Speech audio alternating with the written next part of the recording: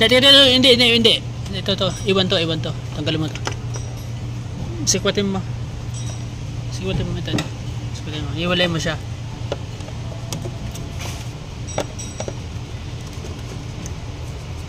Sikwatin mo, dahan-dahan. Sikwatin mo yun.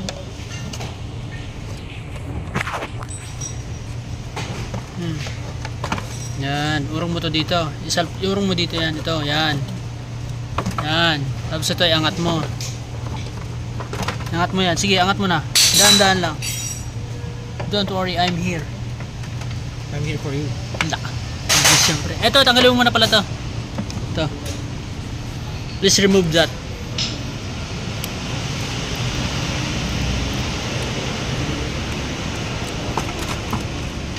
Hindi pa, luwagan mo pa.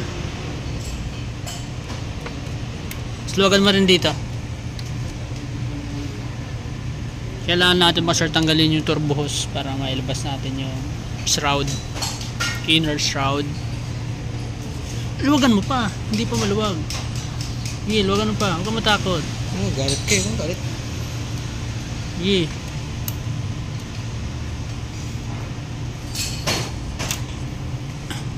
Sinira mo na. Tigas. Cut screw yung maliit.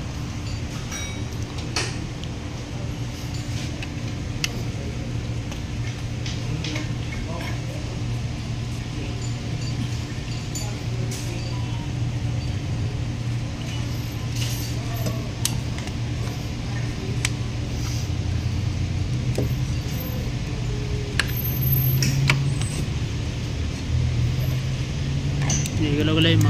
Sige.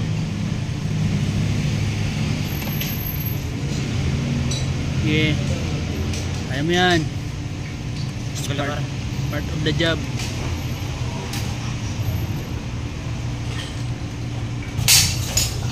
Remove the shrouds. Sige, taas mo. Ay, ito pa pala, sir. May tubig yan. Tanggalin mo na yan. Parang mo muna yan dyan. Yan. Ito. By script or kaya yan, yung fly C.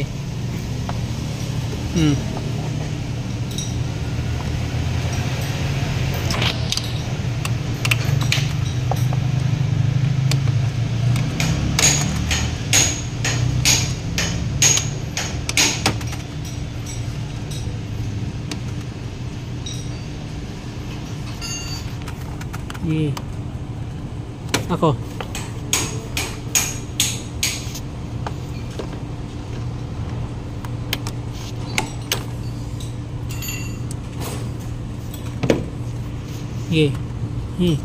Dahan-dahan mo lang, dahan-dahan, ano, slowly but surely.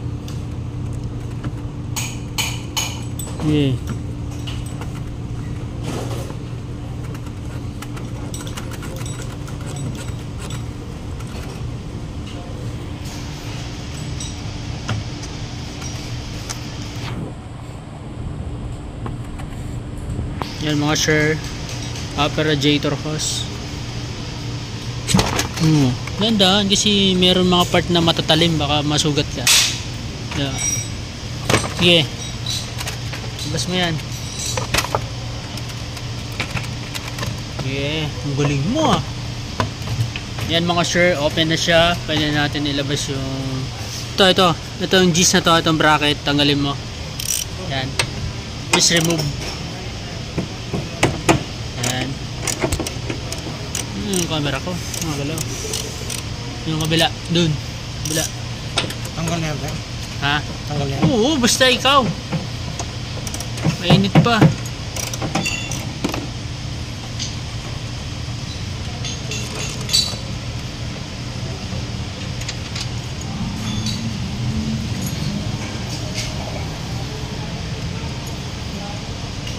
Kunin mo na yan, baka malaglag pa mamaya. Yan, yung turbos na yan, talas mo yan. Tanggalin mo rin yan. Ito kasi yung radiator niya, ito kasi intercooler to ng turbo. So ito yung radiator niya. Nasaan? Ito.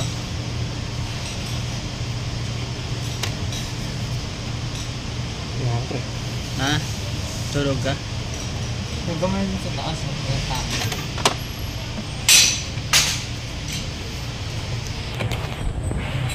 Linaw ba pa? Linaw. Ano po niyan? Ha? Opo. Opo.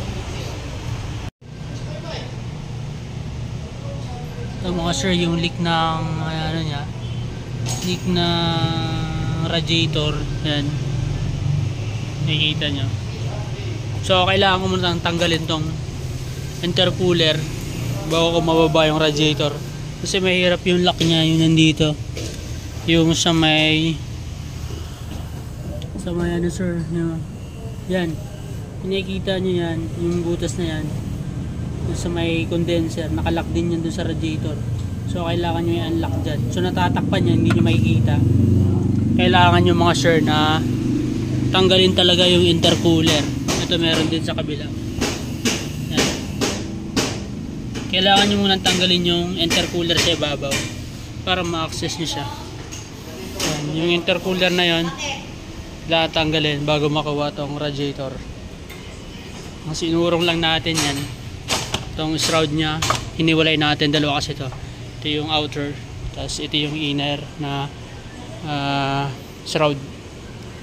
So ayan, ito na yung bago nyan, nakakabit na lang natin mga sir. Buksan lang natin, medyo maskip lang dito, kaya kailangan kalasin talaga yung intercooler sa ibabaw bago may ilabas yung radiator assembly, kasi natatakpan niya yung kailangan mong i-unlock dito dun sa may condenser, may nakalock pa dyan. Ito yun mga sir, ito yung part na to, ito yung nakalock dun sa may condenser, so i-unlock mo rin to.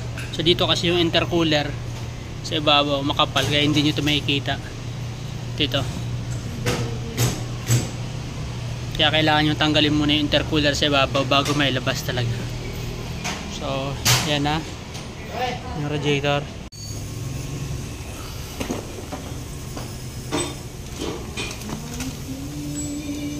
Baliktad mo. Yan.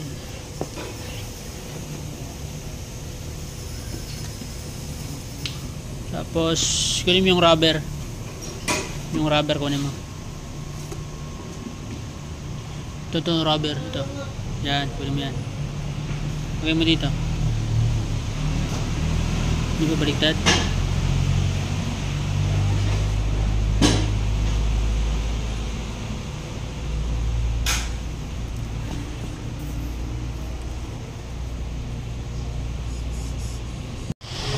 Pak. Yan. Yan mga sure, kabit na natin yung radiator niyang bago.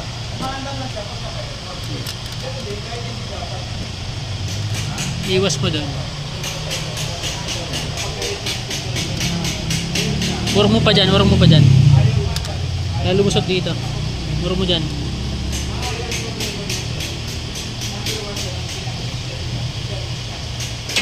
Yan.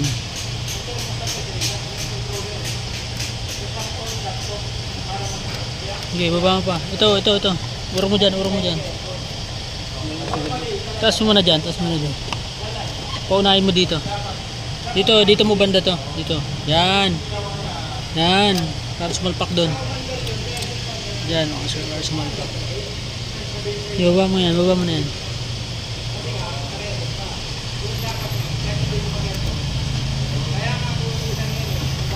Nakikita mo yung butas.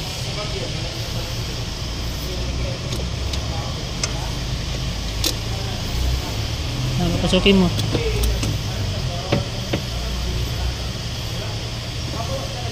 Yung ano, yung condenser, may sabitan 'yon. Sabit mo ito. Sabit mo lang.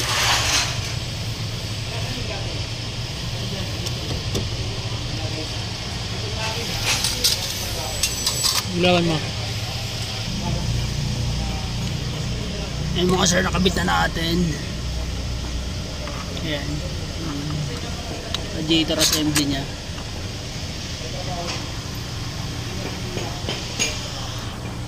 Kailangan lang nakalapat to. Itong rubber na yan. Ayan. Pinaka-mounting niya.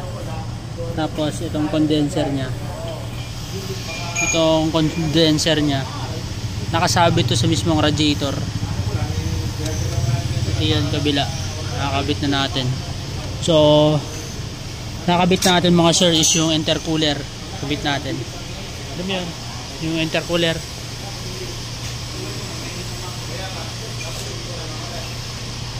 Yan. So may guide yan. Dito is yung pasokan yan. Pati yung kabila, yung butas na yon, dun din. So unahin mo to. Pasok.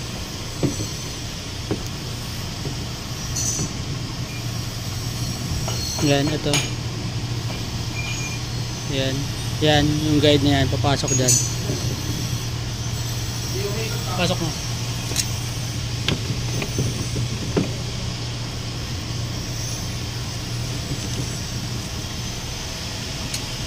Yan mga sir, nakabitan natin yung bagong radiator nya. Yan. Kabitan natin yung inner shroud. Kunin mo yung shroud. Ha? Maluwag ang poste.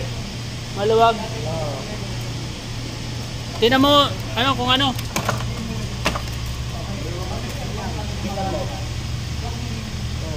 Tingnan mo. Sagat na yan. Simple yan. Yan yung poste maluwag.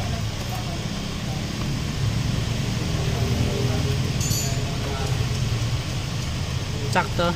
Yan, nakasalpak sa ilalim mo, unahin sa ilalim. May ano yan, may guide.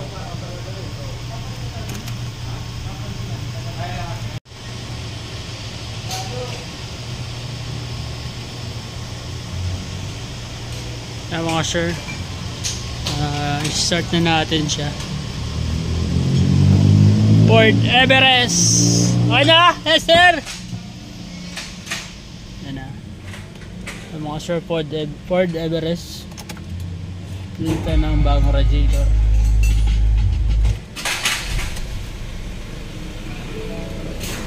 Yan.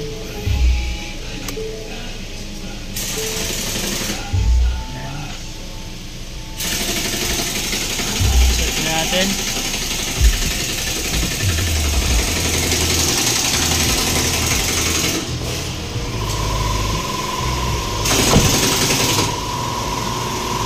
Yan mga sir.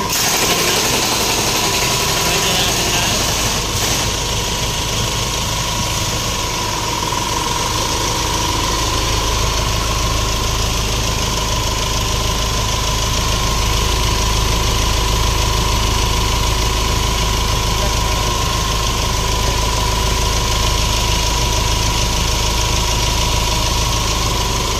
Okay na mga sir, nakabit na natin, napalitan na, papaandar na natin, titingnan na natin, no-obserbahan na lang.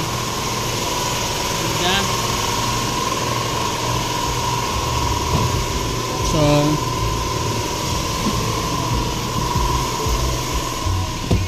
yan, okay na.